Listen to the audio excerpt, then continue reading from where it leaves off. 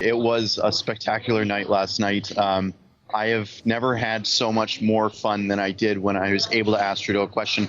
His response it was a bit predictable. It wasn't really a response, but I mean, I've been flying across this country, dozens of flights.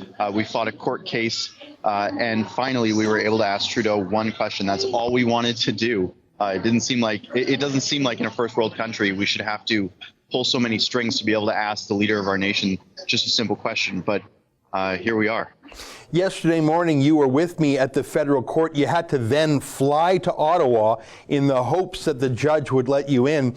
I was in the courtroom for the whole hearing. The judge said, even if you get in, it's like a lottery. Would you get a chance to ask a question? He was skeptical, but I guess you won the lottery, and so did Andrew Lawton of True North. You both had questions. Here, let me just play my favorite question tonight, where you put yours to Trudeau. By the way, last I checked on Twitter, this had almost 500,000 views. By the time this goes to air tonight, it'll probably be close to 1 million. I actually think this was the most viewed moment in the entire debate. Here, let's take a look. Hi, Mr. Trudeau. Since your multiple use of blackface became an international scandal, Canada's international reputation has been irreparably harmed. Have you reached out to any African leaders or any leaders from the Middle East to apologize for your conduct?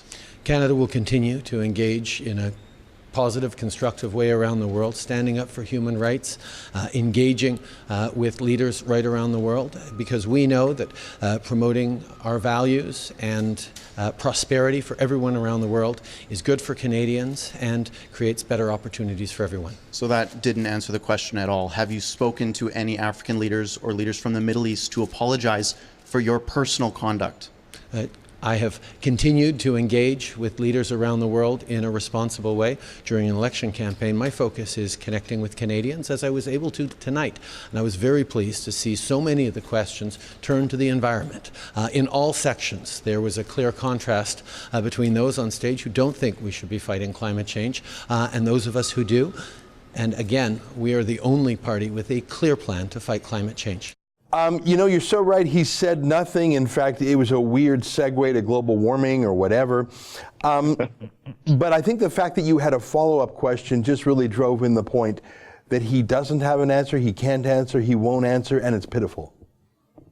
Yeah, we wanted to ask more follow-ups, and it was a little bit unfair. The debate commission was selecting who they would favor.